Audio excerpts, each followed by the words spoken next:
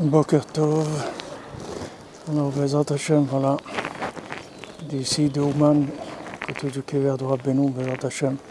Quelques mots sur le cours d'hier où il y avait une notion très intéressante que Rabbi Nathan a rapportée au sujet du végétal.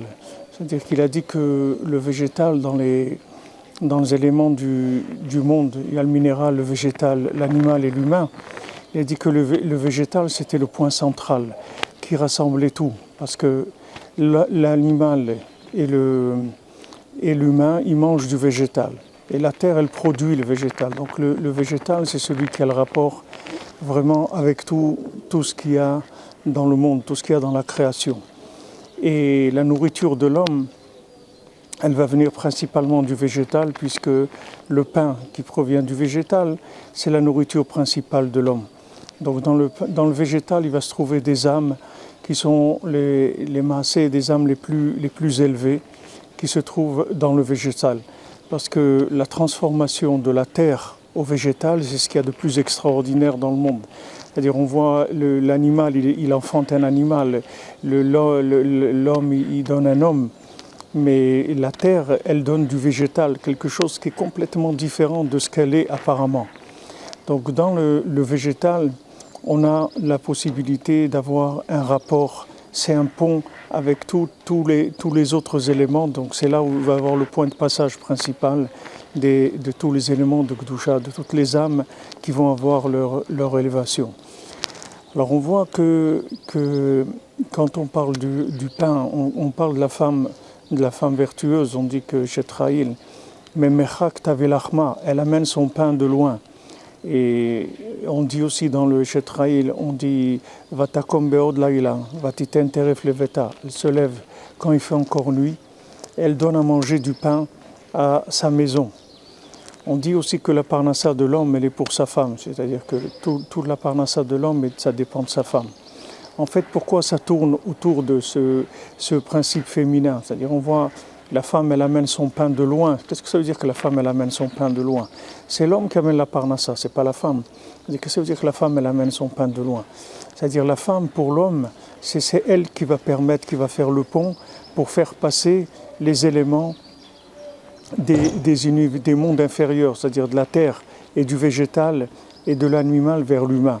C'est-à-dire, c'est elle, avec sa émouna, elle a un rapport directement avec la terre. L'homme, il est plus esprit. Et donc lui, il a plus un rapport avec les mondes supérieurs. Alors maintenant, il faut qu'il y ait un shalom entre l'esprit et le corps, c'est-à-dire ce qui représente la femme, comme on dit, shtok et goufo, sa femme c'est comme son corps. Il faut qu'il y ait du shalom. Ce shalom-là, il permet d'aller récupérer les éléments qui se trouvent dans les mondes inférieurs et de les faire passer dans les mondes supérieurs. Ça se fait à travers le pain, qui est la nourriture de base de l'homme. Et cette nourriture de base, elle est végétale, c'est-à-dire le pain, c'est végétal. Donc quand on dit que la femme, elle amène le pain de loin, c'est-à-dire que quand la femme, elle prépare à manger, quand la femme, elle est béchalom avec son mari, elle amène des éléments qui viennent d'endroits très éloignés, et elle permet d'alimenter l'esprit de son mari, c'est-à-dire de faire élever ces éléments-là vers les mondes supérieurs. Et donc de là, on comprend aussi pourquoi la parnassa, on dit de l'homme et dépend de la femme, parce que toute la parnassa, c'est le yichoud, c'est le yichoud entre le corps et l'âme. C'est ça qui donne la parnassa, c'est-à-dire combien on est arrivé à faire que l'âme et le corps, ils sont ensemble, c'est-à-dire c'est la vie, l'âme et le corps ensemble, c'est ça qui s'appelle la vie. Le corps tout seul, c'est la mort, l'âme toute seule, elle monte dans les mondes supérieurs. Donc la vie, c'est le lien entre les deux. Maintenant, ce lien entre les deux, il se fait quand il y a du shalom.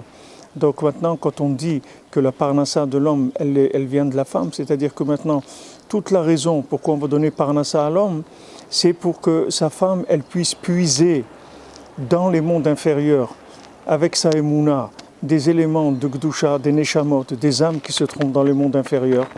Et ça, elle va les amener à son mari, et son mari, avec son esprit, va les élever vers les mondes supérieurs. Donc, et quand on dit qu'elle se lève quand il fait encore nuit, elle donne manger à ses enfants, qu'est-ce que ça veut dire qu'elle se lève encore nuit, quand il fait encore nuit, elle donne à manger à ses enfants? Pourquoi une femme, elle ne se lève pas à 2 heures du matin pour donner à manger à ses enfants? Quand elle se lève, qu'il fait encore nuit, ça veut dire qu'elle va dans des endroits qui ont l'air obscurs, dans lesquels apparemment il n'y a rien. Comme vous voyez du végétal, apparemment dans le végétal, qu'est-ce qu'il y a comme vie? En fait, dans le végétal, les plus grandes âmes, elles se trouvent dans le vêtement du végétal. Donc elle se lève quand il fait encore nuit, c'est-à-dire qu'elle va réveiller ces âmes-là qui se trouvent dans le végétal, c'est-à-dire dans le pain qu'elle veut préparer. Et avec ça, elle va donner à manger à sa maison, c'est-à-dire elle va amener, grâce à sa émouna, ces âmes-là dans sa maison, et grâce à l'esprit de son mari, ces éléments-là, ils vont pouvoir s'élever Bezrat Hashem. Donc ce principe-là, entre le mari et la femme, c'est exactement le même principe qu'il y a entre le tzaddik aussi et la Knesset Israël. Quand on dit que le tzaddik il amène son pain de loin, c'est-à-dire que le tzaddik il va chercher très très loin les nishamot qui sont très loin, il va les élever vers Hachem, c'est exactement le même principe.